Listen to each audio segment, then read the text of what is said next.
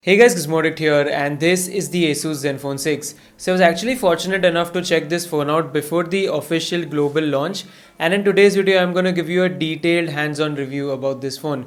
So there's a lot to cover, there are a lot of new things on this phone, so without wasting any more time, let's get started with my hands-on review of the Asus Zenfone 6. And if you guys don't want to miss out more content on this phone in the future, then definitely hit that red subscribe button, press the bell icon so that you're notified every time I upload a new video. And if you guys are not comfortable with English and you want to watch this video in Hindi, the link to the Hindi video would be in the description as well. On that note, let's get started with the video. So because Asus has made a big deal about the cameras on this phone, I'm gonna start off by talking about them. So as you can see, you've got this rotating camera setup on the back. So basically your front camera and the rear camera are the same. So when you want to take a selfie, the rear camera will rotate and come back on front, and that's how you can take selfies.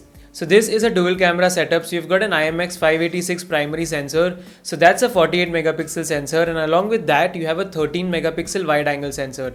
And because the camera is flippable, you can take 48 megapixel selfies, and you can also make use of that wide angle lens. So I think this is the only phone with the IMX 586 as a selfie camera, and consequently the selfies should be very good from this phone. And unlike some other phones where you have to go to the pro mode and then enable the 48 megapixel mode, here you can just go to the settings and set the 48 megapixel mode on by default.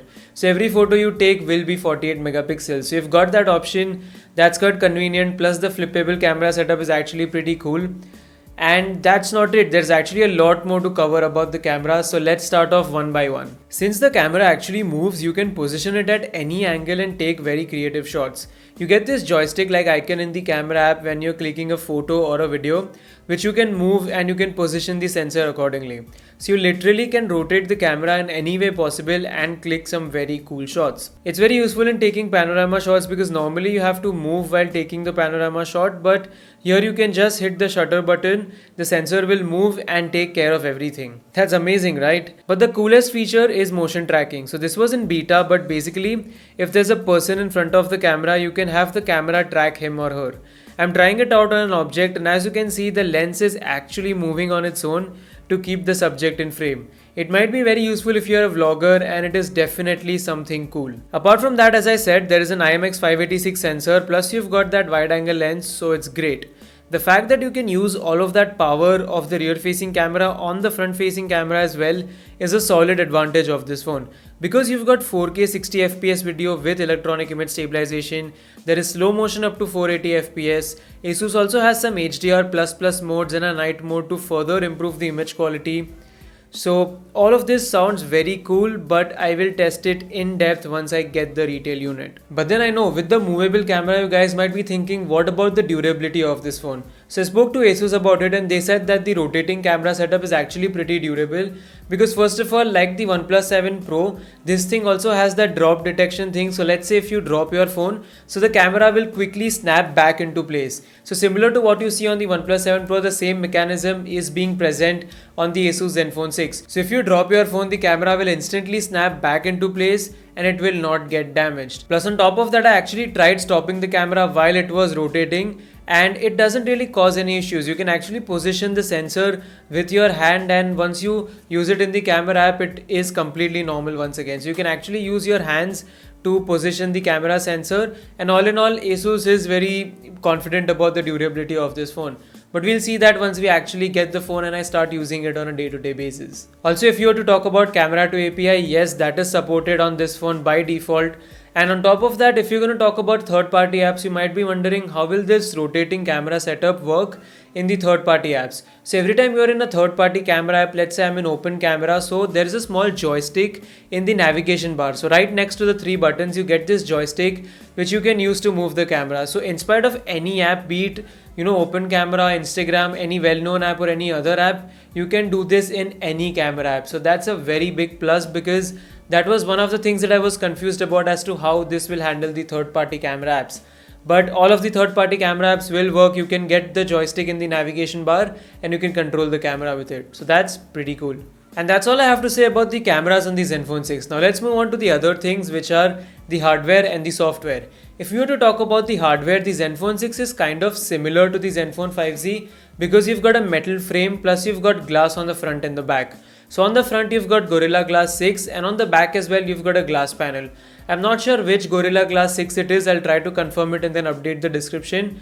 But you've got a glass plus metal design on the Zenfone 6, and what I really liked is that blue Asus logo on the back. So as you can see I have this black greyish kind of a phone, and on top of that you've got that blue Asus logo which actually looks pretty cool. So in terms of design and the build quality, this phone actually feels very rich and premium. And then if we talk about the front, you've got that 6.46 inch bezel-less display. So this is a Full HD Plus panel, it's a Super LCD panel, and as you can see it's completely bezel-less. No notch, no hole punch, nothing like that. It's a proper viewing experience. The brightness is 600 nits on this display, and as you can see the colors and the viewing angles do seem pretty promising. Plus what I really like is that normally when a brand goes with such, drastic change in terms of the form factor, they miss out on a lot of details.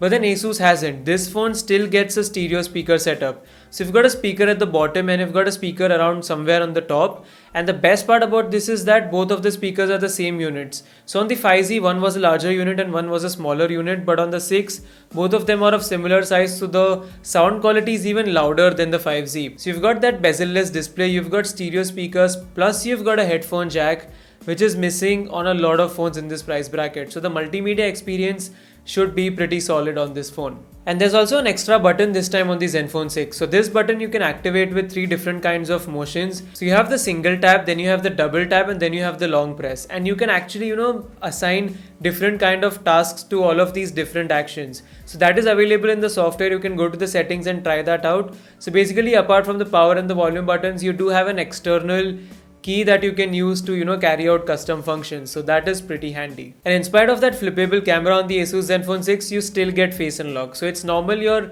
camera based detection, there are no IR sensors or anything like that, but then yeah, you've still got face unlock on this phone, and you also have a fingerprint sensor. So it's not an in-display fingerprint sensor that we see with the OnePlus 7 or the 7 Pro, but Asus has gone with the physical hardware sensor at the back of the phone.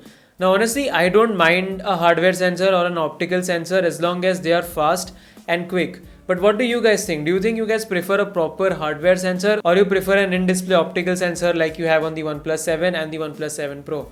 Definitely let me know in the comments. Moving on to the inside of the Zenfone 6, this phone has got flagship grade specifications. So you've got Snapdragon 855, so the best processor right now, which is based on the 7nm architecture, and you've got 5000 mAh of battery. Just think about it, 7nm processor and a 5000 mAh of battery, which is a huge jump from the Zenfone 5Z. Plus this time around you've got support for Qualcomm Quick Charge 4.0, so you can actually have 18 watt fast charging. So that's very amazing, because at 7nm the 855 is supposed to be very battery efficient, and on top of that you've got a huge battery. So I really have a lot of expectations with the battery life on this phone. So if Asus optimizes the UI well, I think the battery life would be killer on the Zenfone 6. Talking about the UI, this one gets Zen UI 6, and this time around Asus has actually made a lot of good changes. So in the past I've always complained that how Zen UI offers a lot of features, but then it should be something smooth and fluid like stock Android. So I always wanted something like what OnePlus has done with the Oxygen OS, which is basically stock Android layout along with a lot of features. So this time around Asus has actually done that with the Zen UI 6. So Zen UI 6 is basically stock Android, so all of the menus, all of the navigation bar, the notification tray, the settings menu, everything is what you see on a stock Android phone. But they've added their own features like twin apps, game genie, you've got all of those gestures, etc, etc. So that I think is a very big upgrade, because I really like stock Android, but I also like these value added features. So that's a step in the right direction. That's really amazing, and this phone is currently running on Android Pie. So you've got kind of stock Android with a couple of features, so that's the sweet spot. You've also got a proper dark mode in this UI, and according to me this phone should get the Android Q update very soon as well, because first of all the Zenfone 5Z is already on the Q beta program, and on top of that, considering that this phone, the Zenfone 6, is more or less based on stock Android, it should be easier for Asus to get Android Q on it. So I'm really excited about the software experience on the Zenfone 6, because you've also got the UFS 2.1 storage here. So overall it should give you a very smooth and a very fluid experience. Lastly, talking about some other things, you've got dual SIM support here. So dual SIM plus dual VoLTE works on the Zenfone 6. Plus this time around Asus has put in a dedicated microSD card slot. So unlike the hybrid SIM slot that you had on the Zenfone 5Z, here you can actually have the dedicated microSD card slot, and you can put memory cards up to 2 terabytes so that's not a problem. If you're going to talk about the variants, I think this phone is going to come with 64GB, 6GB, and then you've got 8GB 128 and 8GB 256. I'm not really sure the variant that I tested was the top of the line variant with 256GB storage. But anyways, we'll know once the phone launches in India. So basically that's your Asus Zenfone 6. It's got a lot of things like the flagship grade specifications, 5000 mAh of battery, a true bezel-less display, stereo speakers, headphone jack, stock Android, and a lot of other things. I'm really excited to see how Asus positions this phone in India. To be honest, it is not a competitor to the OnePlus 7 Pro. It's kind of between these OnePlus 7 and the OnePlus 7 Pro, and considering that the OnePlus 7 is going to be available at only 33,000 rupees, I think Asus needs to price this phone very aggressively. So if Asus can actually bring this phone at a price tag similar to the OnePlus 7, I think a lot of people might be interested in getting this phone. And let's see what they do with the pricing, because I have high hopes because they are lately pricing all of their phones very aggressively. The Zenfone 5Z, the Zenfone Max Pro M1, the Zenfone Max Pro M2, all of these phones were priced very aggressively. So let's see what they do with the Asus Zenfone 6.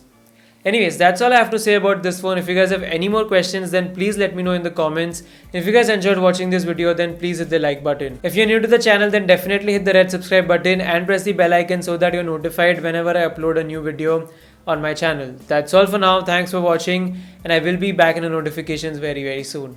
Peace.